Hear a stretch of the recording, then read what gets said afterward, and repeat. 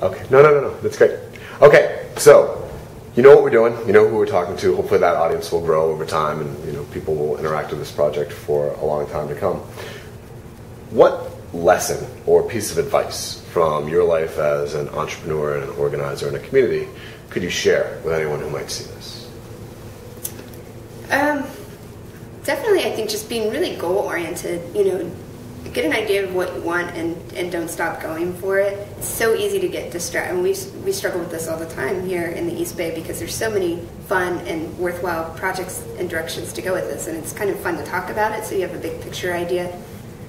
But to have very specific goals of what your message should be and to be consistent with it, and to be really inclusive, to get as many different organizations on board as possible, not just retail, but get artists, musicians, your bike coalition, your local farmers, all of that. There's so much common ground with all these groups. So if you can find that area and get everyone working together on similar messaging, you can be really, really successful.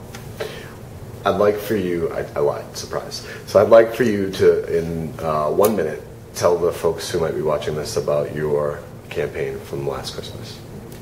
Oh, last holiday season, it was 2008, and the economy was really crashing at that period.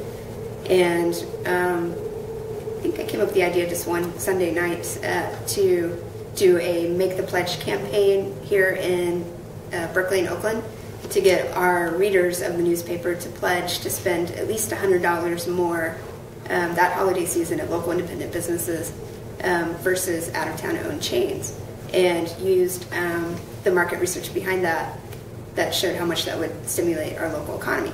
And then I thought, oh, well, this is a cool idea, so why just do it here?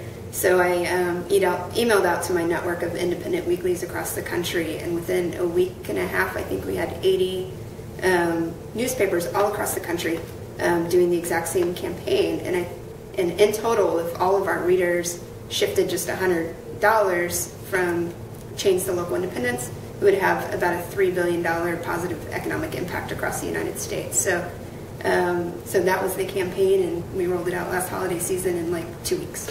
And I just want to say that what I love so much about that story is that it's $100, which is a lot of money, but relatively speaking, we're talking about hundreds of billions, right? So relatively speaking, it's not a lot. But if we had full participation, right? Not even from everybody in America, just from the readership of the alternative media, even. Right. That's $3 billion. And I applaud you for putting some numbers around it and letting people know, it's time to participate. Right. It's really easy. Yeah. And every dollar is like a little vote. So, yeah. Okay, last one. I know you're excited about that. So, this time you have to talk into the camera. So, double favorite. And what I'd like you to do is just talk about, if you had one message that you could give to anyone who might interact with it, on this project and see what your words are, what would you say?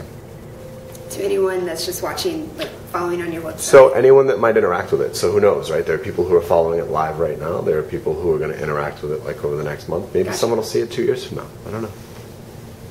Well, I think that I'll end on my last comment, which is every dollar is like a little vote. The biggest impact you can make immediately right now in your communities is where you spend your money. And if you want to make change, put your dollars where you want your change to happen. So if there's a local bank, put your money there. That's the quickest way you can start making a difference. A locally owned bank or community bank. Support the businesses that you want to keep around, that you think are really important to the culture and identity of your town. Find ways to support those businesses. Where you're finding gaps, like you can't find you can't find socks in your market.